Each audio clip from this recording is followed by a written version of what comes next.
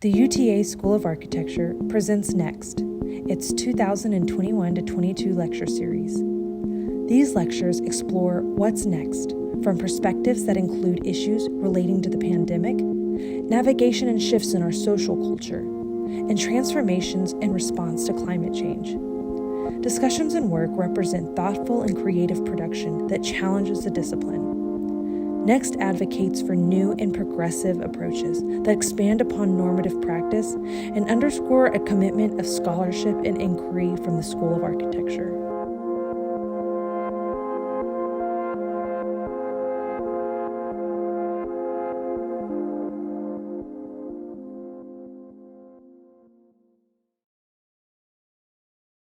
Our office, as much as if you go to our website, you see lots of buildings, I think first and foremost, we're really committed to cities and the role of urban life as a social connector, an economic incubator, an educator, a kind of cultural producer. And I think, one of the things that I'll just sort of start kind of kick off here talking about was maybe just some images from the last couple of years. And I think as a firm committed to what the city can produce, it was a really tough year to be in a big city. Philadelphia looked like this in April 2020 in the middle of a Wednesday. And I think there were many big questions being asked at that point, really about just the kind of functionality of what we had come to understand as the 21st century city. The city sort of quickly became a kind of new territory for communication, for new ideas, for the expression of dissatisfaction. This was a tear gassing event, protesters on the Vine Street Expressway in Philadelphia over the summer, and I think we saw this sort of kind of outpouring of kind of question asking and reminders of the insufficiencies of the system in which we work all over the country, especially following the George Floyd incident. This soon after there was a encampment along the Benjamin Franklin Parkway in Philly, and really it was beginning to focus on this issue of housing as a kind of key driver, a kind of spatial environmental component of some of the massive inequities and kind of challenges of urban space. And I think I come to you guys tonight reflecting on our work, and I think hopefully projecting something about a way to think about what's next from this context.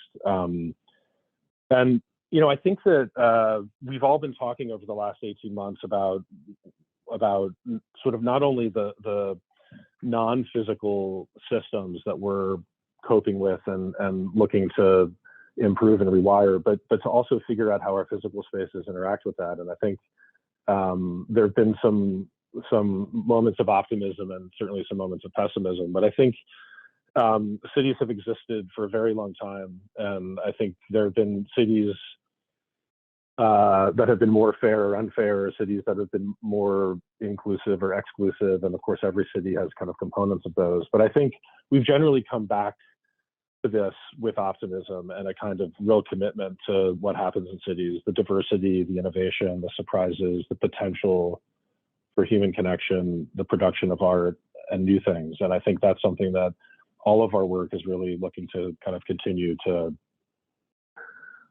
speak. And I think, we as architects with a specialty in housing, but as you'll see other things, certainly, this idea of the kind of middle ground is really something that's, has been emerging for a long time. And I think certainly over the last decade, as I've talked a kind of a lot about, we've heard of this idea of the missing middle, which is, what's between the highest end and the entry level, the place where probably most of us would want to live out our lives in kind of connected, modest, high amenity, right-sized places. And, I think that that's something that, we've addressed, but I think over the last 18 months, we've really been trying to think about this middle ground more broadly, and that, we've spent a lot of time thinking about, the most intense urban places and cities, and there's been a lot of development on sort of the periphery of cities.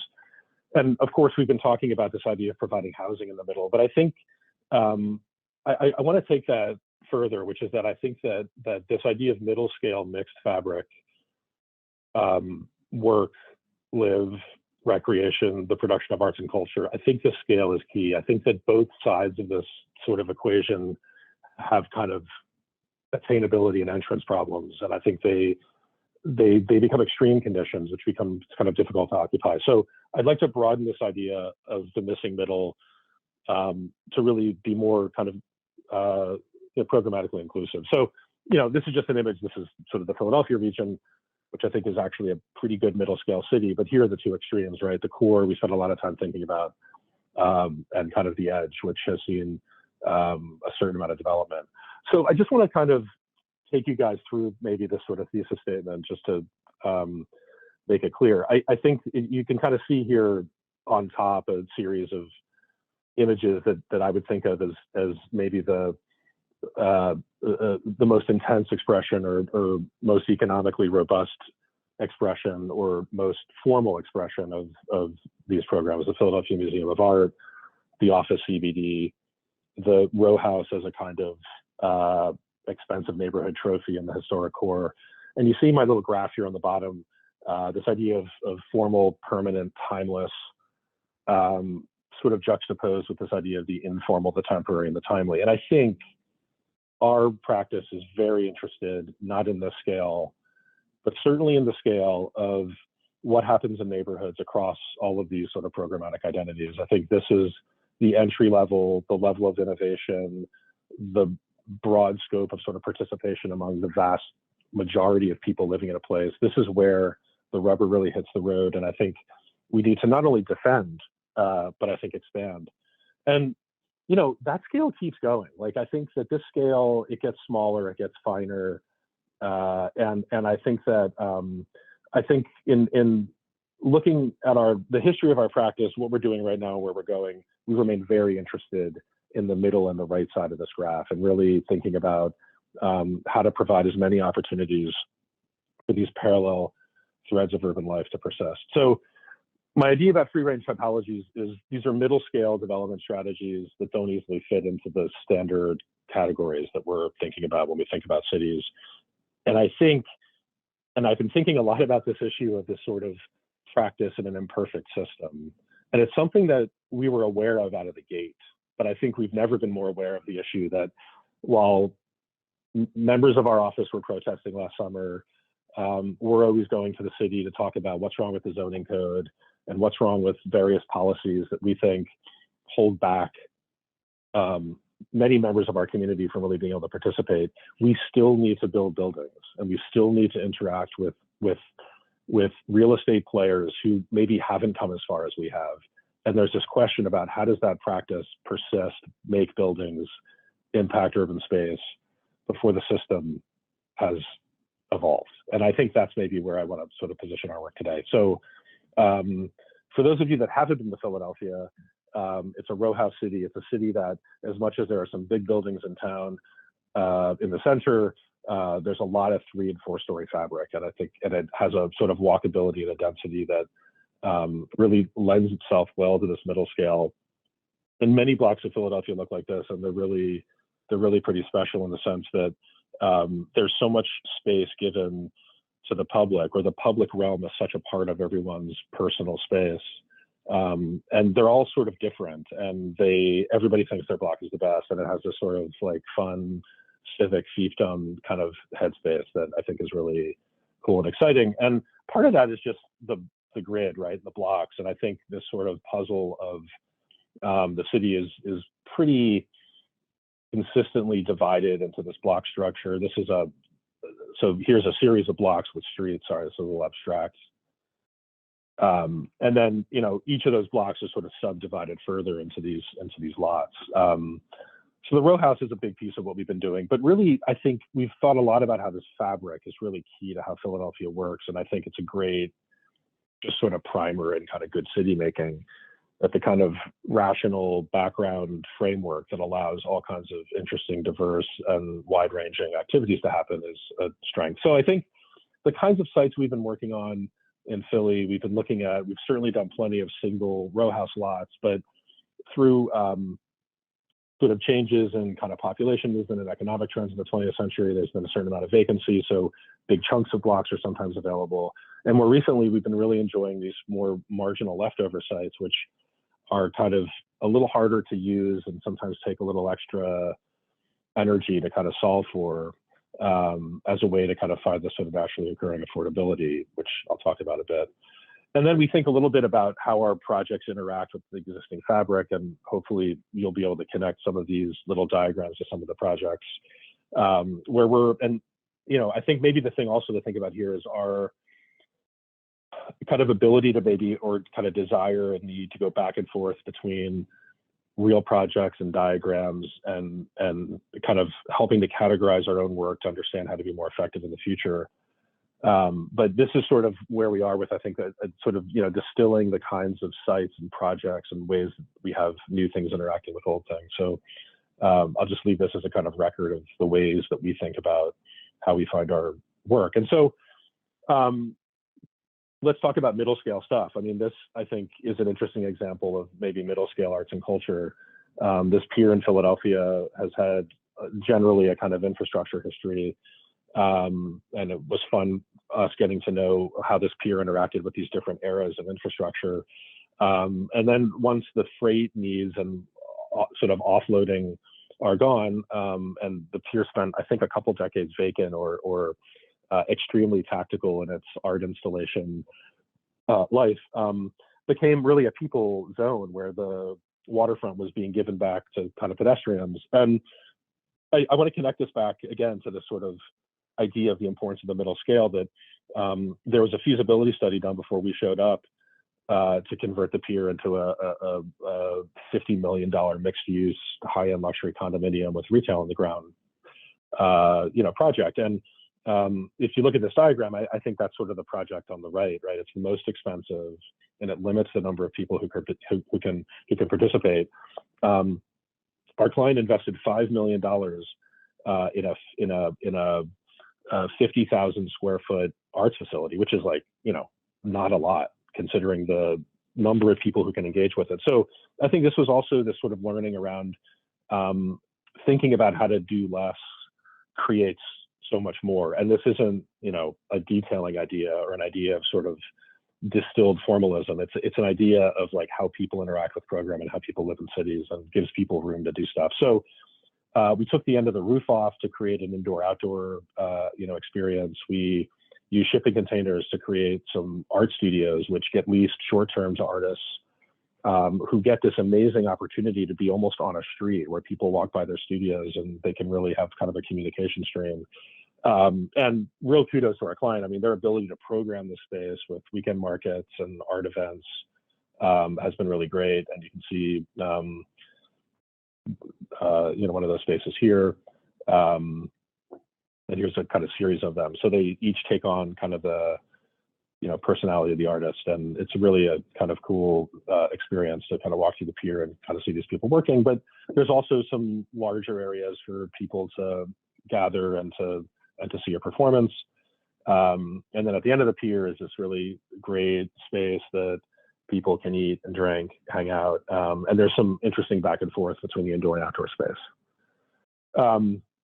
I guess maybe in a sort of similar way, this is one of the premier dance companies in Philadelphia, and this was a fantastic client for us. They signed a 10-year lease in someone else's space, raised some money, and we're really saying, Philadelphia has an avenue of the arts where the usual suspects line up: the big theaters, the orchestra, the Philadelphia Ballet, and ballet acts who you should check out their work. They're really awesome. They were very committed to being in the neighborhood, and they were very committed to not being on the avenue of the arts, but being, in a space, and particularly in a place that was kind of, emerging as a neighborhood. And actually, this site was situated between two neighborhoods, and the space was designed to really maximize the impact for dance. This is the largest dance floor in Philadelphia, and I remember when we had this conversation with the director where she had all these ideas about, all the things she wanted other than dance. And we looked at where they were rehearsing, and we told her, you're actually looking at a smaller dance floor with all this stuff you're trying to put in here. And we really were able to kind of show this ability to have a very large dance floor and to kind of get all of the sort of supporting, program into this sort of, back of house bar. And then there's a bit of storefront that opens to the street, and the dancers can directly see the street, and from the street you can see the dancers. And so very simple diagram, but I think very intentional about how a program like this can, connect with the neighborhood. And you can see the kind of back of house here on the right, very compact kitchen, locker, office area. There is a social bench, a kind of bleacher that's on sort of the street side there. And, to solve for some of her programming needs, it's really interesting, right? It's like, where do you spend the money? And the money is in this collapsible door. It's by far the most expensive thing in the building. And it was sort of, it had to be this door that could be collapsed and had some acoustic isolation. So this project was all about how are we spending money on stuff we don't design, right? Like this door, like we had to be very stripped down. So this bench became a little fabrication project, and lots of simplicity in the design response. And on the right, the storefront, I mean, this is, here's a couple of other images of the interior. But literally, this was the facade that was there when we found the building. And as much as, the director was sort of like, how do we mark ourselves on the outside? We were telling them, you need this dance floor, and you need this door. And there was actually a house that was stuck in the warehouse when we found it, believe it or not, behind that Ballet X sign, which had to be removed. But that little funny roof piece with the light under it, all we did was put a new poster on it. That was there. And we really just simply opened up the wall and let it be in the neighborhood, and not make it an edifice, and not make it a kind of broadcast, right, of that there's something new or from somewhere else here. And I think that is cool. And what's really cool about these guys is they go out into the street, and I think they've closed their block and they've danced in front of their space. And I think this idea that this stuff isn't behind a ticket and a doorman and a bunch of red velvet carpet. It's sort of like it's on the street, and we've been very inspired by this group. And totally other scale, right? Thinking about this idea of street life and retail, which of course is just been highly endangered by the pandemic, and there's been major shifts in how retail is able to sustain itself. We actually started this project before the pandemic, and this is a young fashion designer in Philly who was moving from an upstairs warehouse space to a brick and mortar storefront, and I think they opened like January 2020. They spent a lot of money on this for them, and they really, this was a big investment for them. And again, I think it's similar kind of approach, right? There's some very modest kind of interior improvements. And again, I think this idea that like being able to get a creative producer like this onto the street to like make your city feel like your city.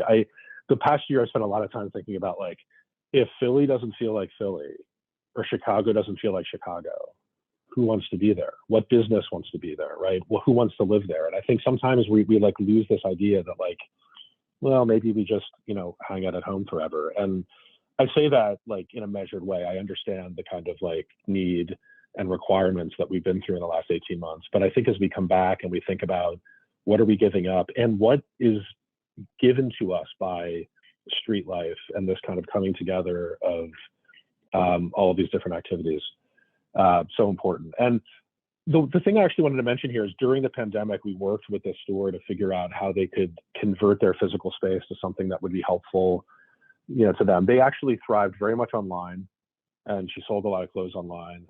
And we worked with them to create this sort of QR code storefront where people could use their phone to walk around the store. Even though they couldn't go in it, they could walk up to it, they could take a picture of the code, and they could buy stuff. And so I think, again, this sort of role of the designer in solving these small challenges, for businesses and for clients to engage with the kind of urban condition at hand.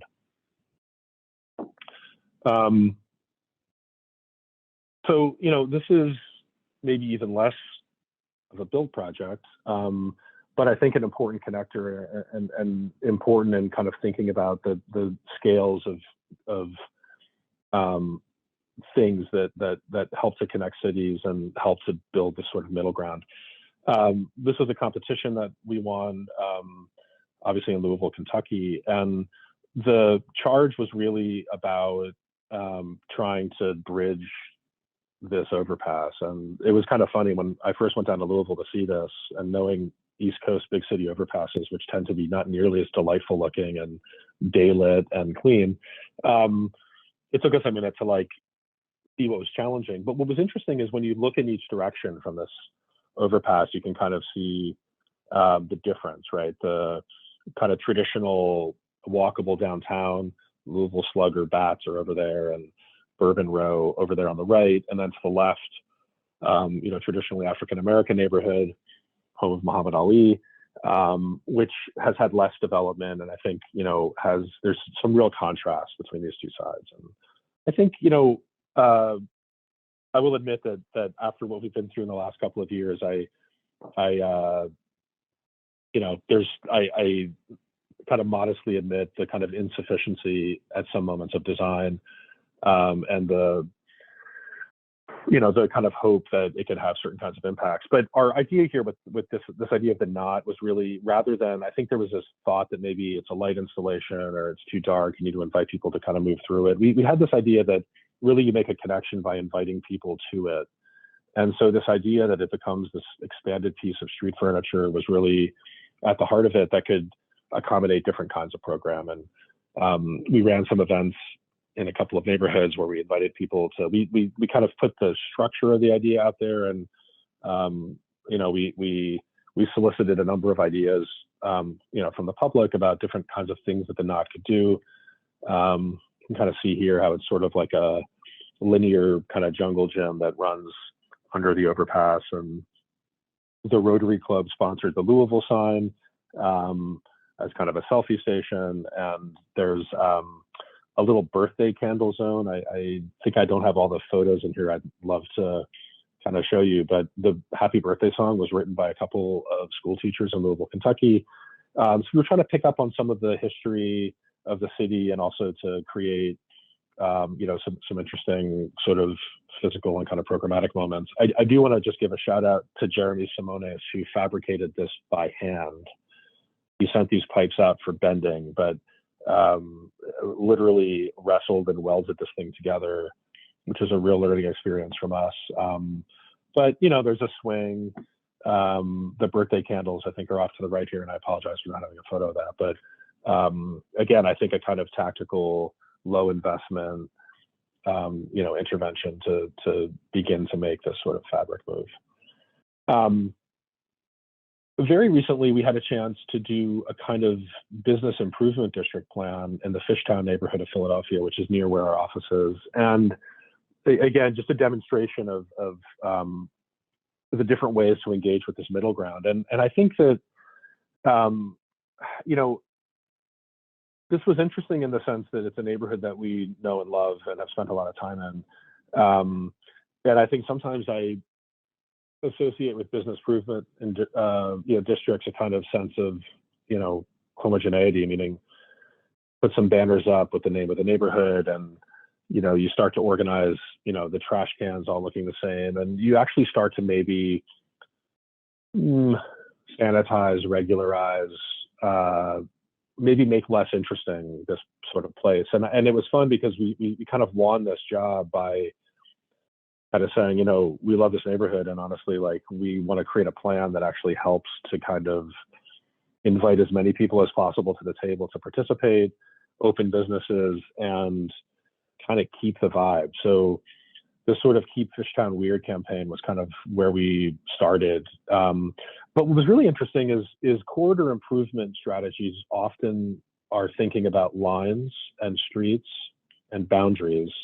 And at one of our first meetings, we came back to the board and said, we're really interested in intersections, and that how businesses cluster in Fishtown is around these intersections. And if you remember back to the sort of row house fabric photo I showed you of Philadelphia, a large proportion of the city is actually a very orthogonal grid. And so these quirky, crazy intersections are really a defining aspect of the neighborhood. So on the one hand, it became kind of a branding idea and the kind of idea of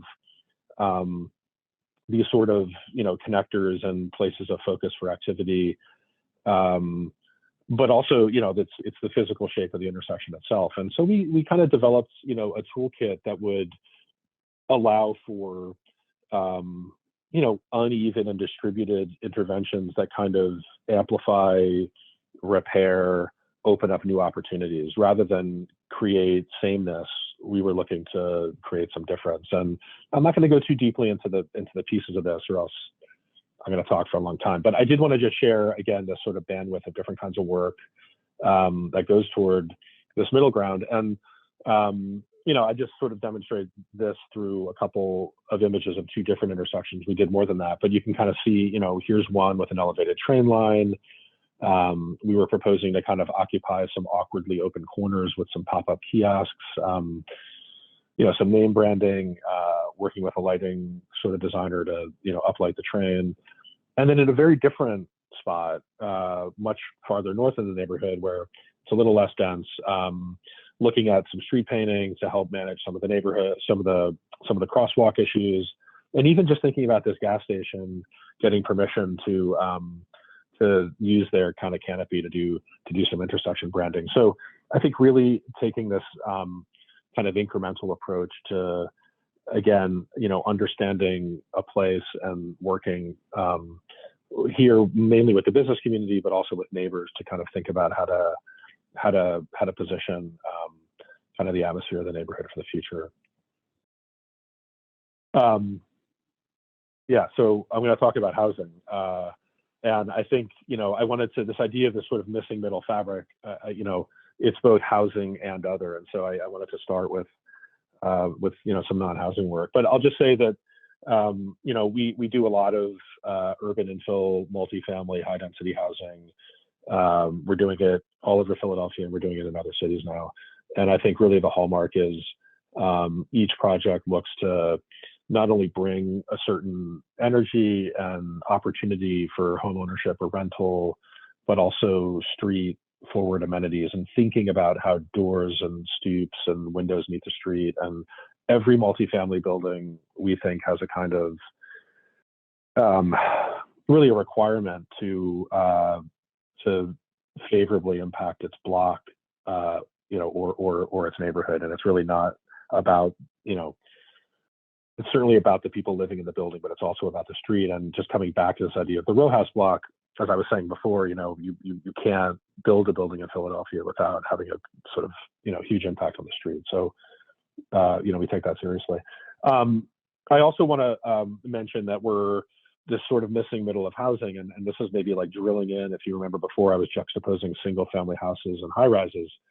As architects thinking about this, we really dive deeply into the building code and understand what it means to have a single stair multifamily building versus a two stair versus an elevator, and really track the kind of density that it allows for, but to manage the costs. And, we spend a lot of time trying to figure out how to bring some of the cost of construction down, not by, we hope, making, a cheap building, but by understanding the increments and the density of what the building code affords, so that if you don't need an elevator and you can do some bi-level units, or, you can create density or opportunity without the building infrastructure. I think in an urban situation, that's quite important. So I think a lot of what I'm going to show you here is starting with attached row house, and then we're going to go through a couple of these other sort of densities, and I'll kind of show you some examples of that. But before I do that, I do want to mention, I think we're doing a lot of building projects, and we're doing a lot of non-residential projects, but we also do research and exhibitions and receive grants. And we recently did a project called Row House Workshop, which was exhibited in Philadelphia, traveled to Appalachian State University during the pandemic, actually, and we're hoping to send it potentially to Florida soon. but was really, we're in year 15 of our practice, and we've done a lot of critiquing the row house and looking at new versions of the row house. But I think we wanted to spend some time really sort of celebrating the kind of DNA. And here's a couple of images of block parties that happen. I think there's thousands and thousands of block party permits that get pulled every year, and people close their blocks to do this. But Row House Workshop really was a grant funded investigation where we worked with 4 different blocks in Philadelphia, and had these dinners. This is one of them. You can see here the food has been cleared, and we're now at work. We looked at a map. We had a workbook that invited people to share where they were born and how they came to live in the neighborhood. We had them make observations about the houses they live in. And we also had people bring objects for a kind of imaginary time capsule that might be things that people would want to share with future residents. So ultimately, the exhibition looked like this. It was in Cherry Street Pier, so we had this sort of full circle moment of our kind of grant getting exhibited there. And you can kind of see for each of these blocks here, the 4 blocks, there was a kind of what we call a totem on the right, a sort of almost like a curio cabinet where we had a 3D print of a typical house. We had a section, we had people's sort of shared objects. We had a sort of video loop that we had people share their time capsule objects instead of a video booth. So we had that. And we had a scale model of the stoop of each block and a piece of the facade. So it really was a kind of really a celebration of this kind of sort of community that gets built around, I think, both it's sort of the social fabrics and histories of people organized in a physical space that really, I think, brings out this kind of network. So I think that is a good entree into looking at some residential projects that we've done. And so, this is a really early one, and I think it continues to resonate with people. It was called 100K Houses, and the sort of trick here was to build new single-family construction in Philadelphia for $100 a square foot, 1,000 square feet, LEED Platinum, hence $100,000. Difficult to do today, certainly. It's a changed place as far as construction costs, et cetera. But we did build a couple of these houses at about $105,000, and was really a kind of lesson in just how to take on buildings with tight parameters, meaning instead of building stuff we really wanted to enjoy or thought would be fun to build and then figure out how to make them less expensive, we really started just every move deviating from the simplest thing we could think of as being kind of held under the magnifying glass for what the purpose was. And we devised this 2-story house with a radiant slab for heating on the ground floor and some openings in the floor, so the kind of so the heat would just sort of circulate within the house, so there was no ductwork. And there were 2 doors, one to the bathroom, one to the front door. So really kind of distilling to the kind of base, components. And then, when it came to facades, I mean, these were really simple boxes. We used to have this mantra when we were doing this project that every corner costs money, and also as an air sealing challenge. So this idea of just a simple box, and then thinking about, well, how does that become something that's articulate and kind of contributes to the neighborhood? Here we worked with an artist to silk screen on this hardy panel, and you can see the sunshades on the outside to help protect the windows from the sun. And all of these projects hit the platinum level, and I think as we went through them, we learned a lot about what was tough about that and what kind of some of the easy things were. And as we worked with contractors to really hit excruciatingly bare knuckle numbers, this was actually the client living in one of the houses. So at a completely other scale, maybe with, but I think from sort of similar DNA, and just to maybe show how the early work continues to inform our current work. This is the largest project that Habitat for Humanity Philadelphia has completed. It's called Oxford Green. It's 20 row houses, and you can see as part of a super block redevelopment that the Housing Authority has executed. And there's a whole history there that would be a whole lecture talking about the politics and kind of what went down there. But Habitat was given the opportunity to hold the street on one corner of this. And what was interesting about working for Habitat was not only, all the things that we would typically do in sort of good block building, but thinking a little bit about their models and their volunteer build strategy and how to optimize their model. And I think we did a lot of sort of looking at their existing models and thinking about some kind of precepts to help kind of come in and kind of modify and optimize.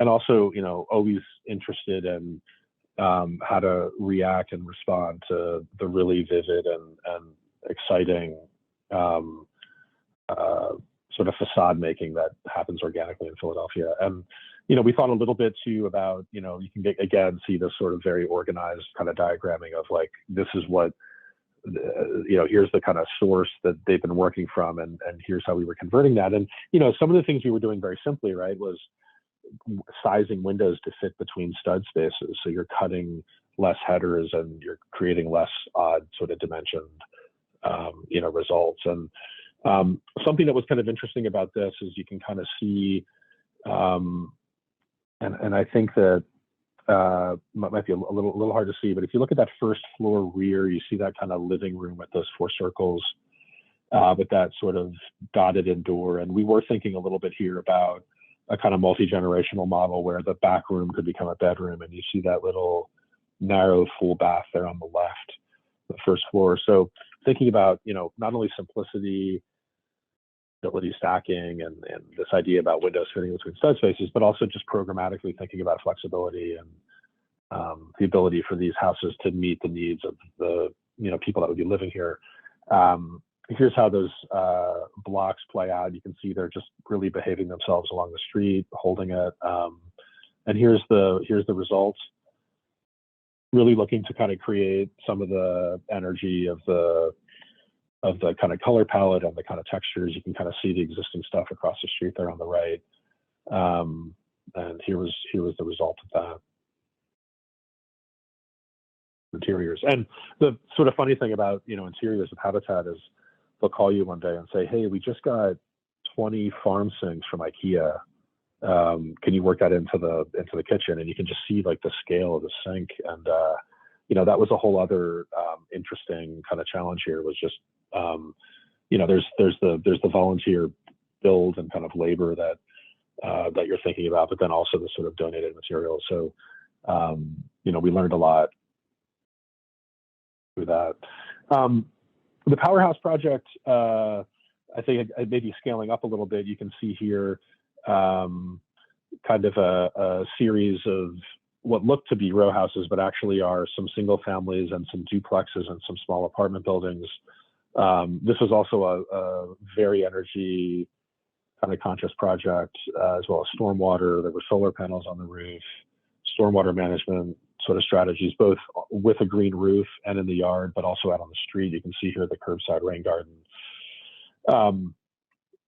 But I think also here, what's worth noting is the kind of range of unit size and scale. I think that's something that we're always excited about. Is some of these single family houses might be kind of market driven and cost some money to buy, but the duplex is a little less expensive and a little smaller, and then some of these apartments are even smaller. So really, I think in the end there was a sale bandwidth here from say $199 to $450. That while that doesn't address all aspects of kind of the economic context, it brings together different sizes and scales of housing into one connected project. I can't really go into these here, but you can kind of see the diversity of unit shapes and types from single family, which we've seen a couple sort of plans of already from other projects, but the duplexes up there on the top right, and then some of the apartment flats. So the first image with the brick was sort of the street side of the building, and then this is the south-facing side with some walkout terraces. And you can kind of see here the smaller buildings are the single families and the bigger buildings are the duplexes. So there's a kind of rhythm and kind of composition there that creates those outdoor rooms. Basic sort of finishes. You can see the green roof zone there on the right. And I think just coming back to what housing projects give back to the street, I think this was a fun one for us to think about how to reconceive of the stoop, which is typically, you can see there on the top left, a series of concrete stairs going up to a front door. But with these duplexes, that was a little bit of a challenge because there's two front doors on those. And so here you can kind of see off to the right there, you see a kind of door to the right that's entering into a single family house. And then to the left is what we call the super stoop, which was the duplex stoop, which looked like this. And really we were kind of working toward creating the same sociability of what the stoop is, where people hang out, they meet neighbors, they have a snack, they have a drink, they hang out with their dogs. And to do that with this sort of double layer, with this sort of lower stoop for the lower door, and then this sort of stair up to the other unit, and under that stair is a place to store trash cans. And so really starting to try to evolve the vernacular into something that can maybe relate to a higher density model, you know, for the present, while still maintaining the kind of street atmosphere. You know, I think that this was really one of the first projects where we encountered a site that I think the developer deemed as difficult or challenging in a way that this was a person we had not worked for before and came to us specifically to kind of solve for it. And just to set this up, this is a 20-foot wide, 100-foot deep lot with that front facade facing the elevated train. So you had the kind of shadowing, you had the train noise. And what was sort of fun about this project was really confronting these sort of what seemed to be maybe urban nuisances as novelties, right? That you can see that there's sort of a series of front porches that like go right to the train, and the building lays back a little bit, you know, to allow sort of light in and to maybe step back from that a little bit. And that frontispiece sort of protects it, and really devising this roof wrapper to kind of, one, actually reflect the zoning code almost directly, because the mean height is what they kind of go for. So actually the height limit somewhere in the middle of that pitch. And so the way, you know, you can see we're getting water down here, this was a required height up at the front, but we wanted to sort of, you know, buffer the kind of terraces. So there was a kind of logic, and we've gone to this slide to share that. You can see this diagram here that really gives you that that key to those decisions. And we were also very interested in how the fabric was if you would just cut a section through each of these moments, you'd get this very complex and interesting kind of section line. So we were making that a little more functional. And, you know, again, here's an example of a single stair building, being very aware of what the code allows us to do, and very simple unit on each side with a little sort of retail commercial space in the front. And here you can see the relationship to the train and just kind of the life of the building, and those terraces on the train side. And you can see that one terrace all the way at the bottom, which is actually kind of behind the front, the kind of pop up on the retail space. And then there's actually a sunset terrace in the back of the building that faces west. That's kind of a different personality. There's a good shot of that terrace. There's since been a building actually constructed to the right of this, and a building constructed to the left of it. So the site's actually become even more, I don't know, leftover maybe, or marginalized by those buildings. But here's the view of the train going back from the terrace, and you can see some of the basic appointments on the interiors there, with bringing that kind of highlight color from the outside through to the inside, and creating some, I think, kind of happiness and sort of brightness to the inside of the unit. So it's sort of sticking with the leftover challenging sites. This is an 11-foot wide, 90-foot long site in the Chinatown section of Philadelphia. And to be honest, when the client brought us the site, there was a car it was basically 2-car parking with cars kind of illegally just being pulled in over the sidewalk on each side.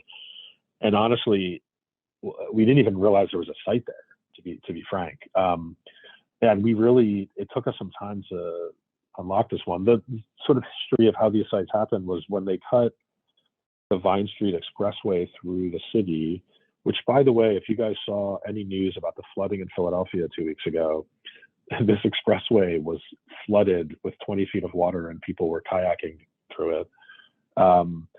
But when they cut that highway through, they just sort of indiscriminately left remainder pieces. So our lot, this, which we kind of show here, was sort of a quite literal leftover from that construction and was sort of deemed unusable. And we were able to find purpose with this lot for housing by expanding the site both vertically and horizontally. So we've been really getting some use out of the mezzanine sort of strategy where, depending on the code, you were using a third or a half of the floor plate below can be accessed above without it being a story. So it's a way to add to the functionality of those units, but remaining within a certain height.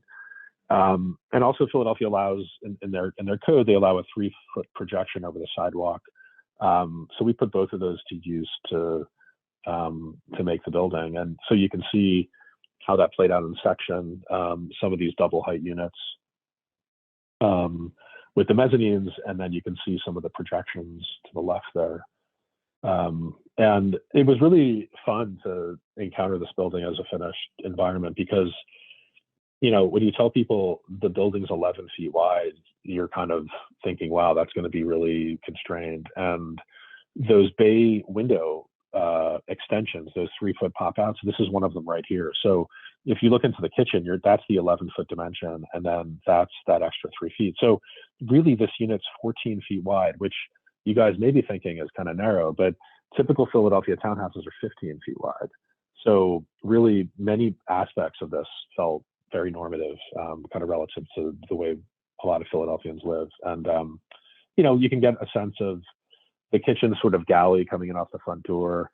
So that's in the narrow space. And really, we kind of enjoyed these kitchens. And, you know, you can see the little breakfast bar on the right with these gray windows that kind of look out at the city. And, you know, there was another discussion here about the noise, the sort of sound of traffic. And I think it's actually remarkable how fun it is to look out these windows at the headlights and the activity on the street. And there is a bit of a dull background hum that for certain kinds of people is great at bedtime to put you to sleep. And here you're seeing like this mezzanine office space with a terrace off to the right. And you can see that opening that kind of goes down to the space below. And then the single stair environment, you know, we see as a space that wants to be inviting and also is a little bit of a social space and has natural light. And so the units, again, I don't know if you remember the plan.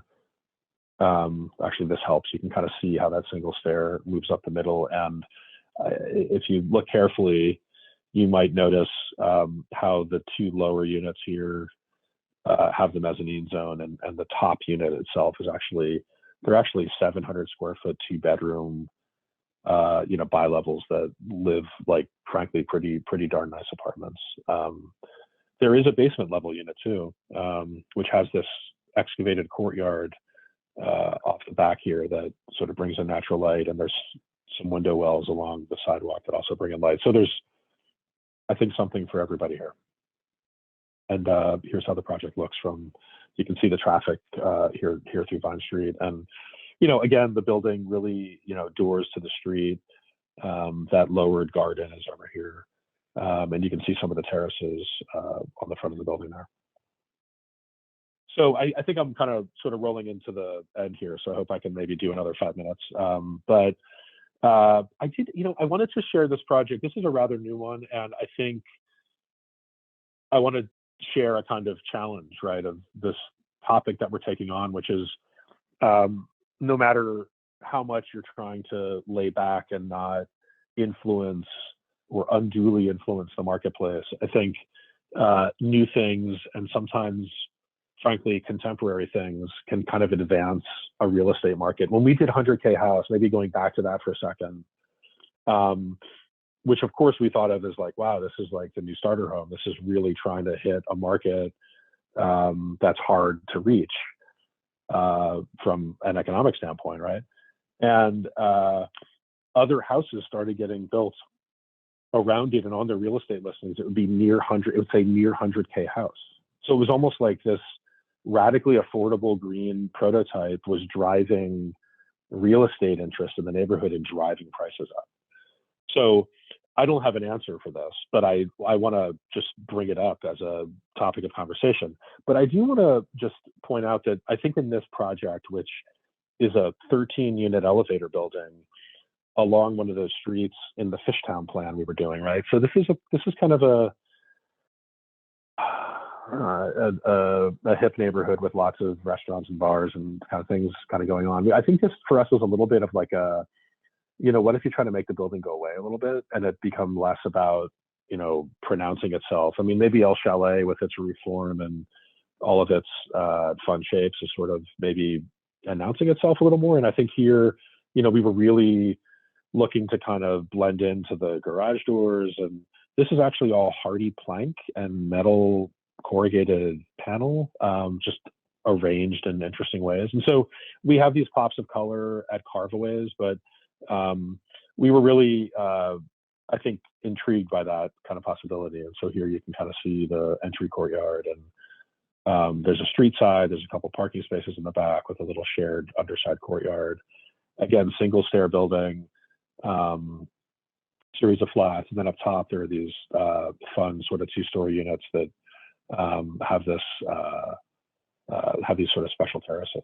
And this is a property line wall. One of the things we deal with in tight urban areas are your building has an open side on a property line, and you can't put any windows on it without getting a variance. And if somebody builds a building there, they get covered. So we kind of had a little fun here with the sort of plank and metal weaving and reflecting the stair behind, and you can see this sort of terrace that is part of one of the upper units here. And here's this is the courtyard in the middle, looking up sort of through the building, and on the left, the bike parking kind of under sort of protection of the roof. And then on the right, a couple of the terraces that are a part of the upper units. And again, I think, there's a lot of I hope clean simplicity and regulation of modest materials in these interiors that really emphasize natural light and kind of open, airy spaces. And these both are the units that are on top of the building that are two-story units. There's a studio sort of strategy in this building where you can kind of see the sort of bed in the living space. And we spent some time thinking about how to create kind of a kitchen bath pod that was separate from that space. But again, I think I really particularly enjoyed some of the photographs of this building from the alleys and some of the less public zones, and just, seeing how the building, I think, kind of, on the one hand, you kind of look at it and there's this crazy pop of pink, but it's a little hard to sort of tell exactly, how old the building is or what its intentions are related to the context. And so I don't think I'm holding this up as an answer to anything outside of a kind of interrogation of this challenge of design itself can motivate market movement. And it's a fundamental challenge in a lot of ways. So I think I'm about to wrap. So I just wanted to mention that, these are some things on the boards. While we continue to take very seriously these sort of smaller projects and investigations, we've also had the opportunity to look at some bigger things, some whole block projects, one of which is here on the top left. This project here on the top right, which is almost complete, brings all the residents up to a kind of shared court, like upper sort of porch courtyard area before you enter into a kind of elevated townhouse type environment. The bottom right building, which is also almost completed, it sort of brings you in through an entry that's between the new building and that existing warehouse. And so again, really looking to kind of find ways to kind of bring the street into the purview of the project and to add to that experience. And then also we're working around the country now, and I think, in fact, I'm in Chicago now because we're looking at a project in Michigan City, Indiana, and Evanston, Illinois, and we have a couple completed projects here, and we're working in other cities like Detroit, where we have a couple things going on. And it's interesting because I think a lot of these projects share this middle scale aspiration, and a lot of our clients in other cities that are calling us are also acknowledging the importance of that scale and wanting to understand, pedestrian oriented, back of house automobile, street life seeking kinds of multifamily projects and other projects. A wrap. Thank you.